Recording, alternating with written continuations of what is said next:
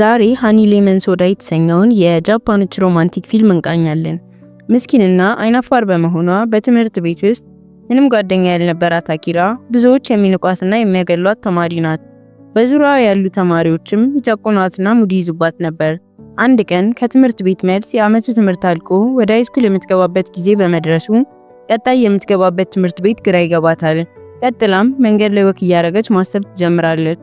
በመሃልም ትምህርት ቤት የሚያሰቃዩት ተማሪዎች ያገኟታል። ነናኮ የተባለችው ተማሪም ገፍትራ ከጣለቻት በኋላ እንደሷ ያሉ ደካሞችና ሰነፍ ተማሪዎች ወደሚገቡበት ቦታ መርጣ እንድትገባ እያሾከች ትነግራታለች። ምንም ያህል ጭቆና ቢደርስባትም አኪራ ግብረ መልስ የመስጠት ፍላጎት አልነበራትም። በንዴት መሬት ላይ ወድቃ እጆቿን እየተጫነቻቸው እያለ አንድ ጠጉሩን ለየት ያለ ቀለም የተቀባ ተማሪ ወደሷ ይመጣል። ሪዮታ ይባላል። እሱ ወደሚማርበት ትምህርት ቤት እንድትገባና አብረው እንዲማሩ ግብዣ ያቀርብላታል። ይህን የሰማችው አኪራም የማይጠቁናትና የማያሰቃያት ተማሪ እሱ ብቻ ስለነበር ሐሳቡን ለመቀበል አላቅማማችም። ቀጥላም ከዚህ በፊት የተፈጠረውን ነገር ረስታ ህይወቷን እንደ አዲስ ለመጀመርና አዳዲስ ጓደኞችን ለማፍራት አቅዳ እሱ ወደገባበት ትምህርት ቤት ደስ እያላት በሳይክል መሄድ ትጀምራለች። በሌላ በኩል አዲስ ዩኒፎርሙን ለብሶ ወደ አዲሱ ትምህርት ቤት የሚሄደው ሪዮታ የብዙ አይኖች ማረፊያ ሆኖ ነበር። በውበቱ የተማረኩት ሴት ተማሪዎች እሱ ላይ ከማፍጠጥ አልፈው መንገድ እስከ መዝጋት ደርሰዋል። ይህን የተመለከቱ ወንድ ተማሪዎችም በቅናት ተነሳስተው ይተናኮሉትና ነገር ይፈልጉት ነበር። እሱም የያዘውን መጠጥ ጥላቸው ላይ በመድፋት መንገዱን ለማስለቀቅ ይሞክራል። ነገር ግን በተመሳሳይ ሰዓት አኪራ በሳይክል እየገባች ስለነበር ወንዶቹ ላይ የደፋው ነገር እሷም ላይ ይረዳል። ሪዮታም ሐሳቡን ተቀብላ እሱ ወደ አላት ትምህርት ቤት በመግባቷ ይገረማል። ከደቂቃዎች በኋላም ወደ መማሪያ ክፍል ያቀናችው አኪራ አዳዲስ ጓደኞችን ለመተዋወቅ ትሞክራለች። ነገር ግን በመሃል ደስታዋንና ሁሉንም ነገር ከአዲስ የመጀመር ፍላጎቷን የሚያደበዝዝ ሁኔታ ይገጥማታል። የቀድሞ ትምህርት ቤቷ ሲያሰቃዩት የነበሩት ተማሪዎች ወደዚህኛው ትምህርት ቤት ተሸጋግረው ነበር። ይህን በማየቷም ልቧ ይሰበራል። እነሱም ሙድ በመያዛቸው ቀጥለው ነበር። በተመሳሳይ አኪራም ነገሮችን በዝምታ ማለፏን ቀጥላለች።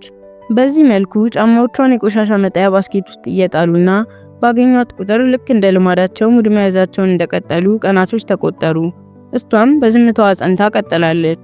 ይህንን ያስተዋለው ሪዮታም ነገሮችን ተጋፍጣ ምላሽ እንድትሰጥና እስከዛሬ ለሰሩት መጥፎ ስራ ሁሉ እንድትበቀላቸው ሐሳብ ያቀርብላታል። አኪራ ግን አሁንም ፈቃደኛ አልነበረችም። ቢያንስ በሐሳቡ ባትስማማ እንኳን እንዲረዳት ልትፈቅድለት እንደሚገባ ቢነግራትም በእኔ ምክንያት ሌላ ሰው እንዲጎዳ አልፈልግም በማለት ትከለክለዋለች። ያን ቀን ወደ ትምህርት ቤት ስትሄድ የሚበላ ነገር ግዢልን በሚል ሰበብ የሚያሰቃዩት ልጆች ወደሷ ይመጣሉ። አሁንም አኪራ ከመልስ ይልቅ ዝምታን በመምረጧ የተናደደችው ነናኮ ገፍትራ ትጥላታለች። የዚህን ጊዜ ተማሪዎቹ ተሰብስበው ክብ በመስራት እነሱን ማየት ይጀምራሉ። የተማሪዎቹን ግርግር አይቶ ሪዮታ ቦታው ላይ ሲደርስ አኪራ አሁንም መሬት ላይ ወድቃ በእነዛ ተማሪዎች እየተሰቃየች ነው። እሱም ወደሷ ቀረብ ብሎ ሊረዳት እንደሚፈልግ ይነግራታል።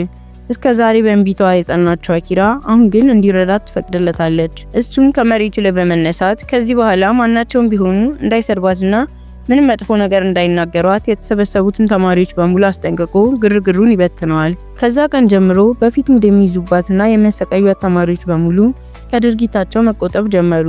አኪራም እረፍት ስለተሰማት አዳዲስ ጓደኞች ማፍራት ጀመረች። ከእነርሱም ጋር አብሮ በመብላትና የተለያዩ ጨዋታዎችን በመጫወት ጥሩ ጊዜን ማሳለፍ ቀጠለች። አዲስ ያፈራቻቸው ወዳጆቿም እንዴት ወደዚህ ትምህርት ቤት ልትገባ እንደቻለች ይጠይቋታል። እሷም ይሄ ሐሳብ ከሷ የመጣ እንዳልሆነ የድሮ ትምህርት ቤቷ ሙድ እየያዙ እንደሚያሰቃዩትና አንድ ልጅ ወደዚህ ትምህርት ቤት እንድትገባ እንዳነሳሳት ትነግራቸዋለች። ሪዮታ ምንም እንኳን ዲስኩ ላይ የተኛ ቢመስልም ንግግራቸውን እያደመጠ ነበር። በዚህ መልኩ ቀናቶች አለፉ። አሁን ላይ ፈተና ስለደረሰ አኪራና ሪዮታ አንድ ላይ ተሰብስበው ለማጥናትና በዛውም ጥሩ የመዝናኛ ጊዜ ለማሳለፍ ይወስናሉ። በእቅዳቸው መሰረት በሳይክላቸው ተጉዘው አንድ ካፌ ውስጥ ይገባሉ። ካፌ ቁጭ ብለው እየተመገቡ እያለ ታትሱሚያና ሁለት ጓደኞቿ ወደ እነሱ ይመጣሉ። ታትሱሚያ የሪዮታ የቀድሞ ፍቅረኛ ነበረች።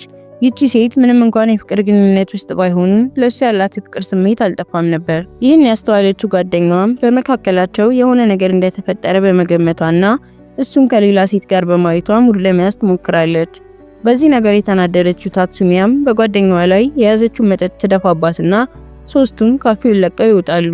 በቀጣዩ ቀንም ታትሱሚያ ጓደኛዋ ላይ ላደረገችው ነገር ይቅርታ መጠየቅ እንደሚገባት ይነግሯታል። ነገር ግን እሷ አሁንም ቢሆን ለይቅርታው ፈቃደኛ አልነበረችም።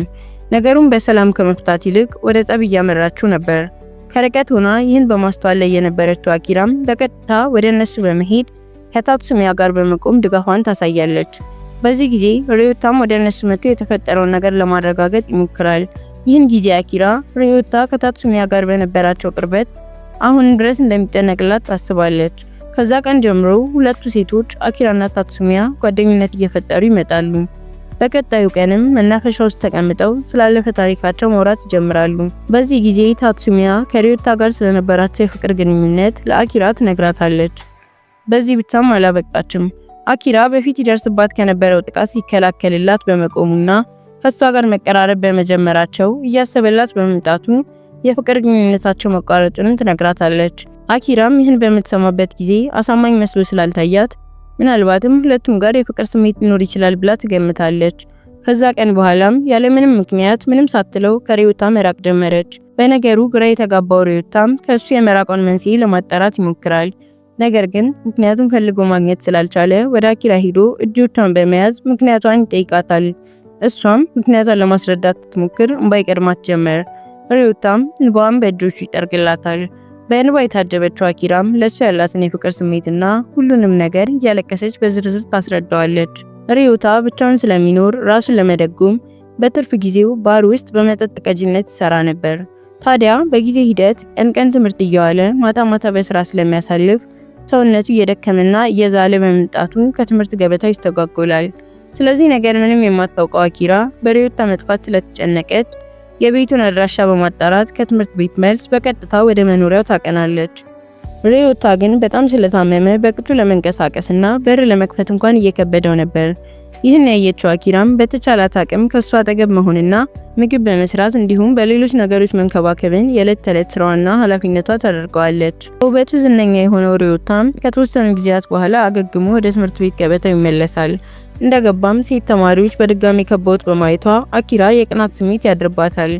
ይህንን ሁኔታዋን የተመለከተው የሪዮታ ጓደኛም ወደሱ በመሄድ ይህ ነገር ከሷ ጋር ያለውን ግንኙነት ሊያሻክርባቸው እንደሚችል ይነግረዋል።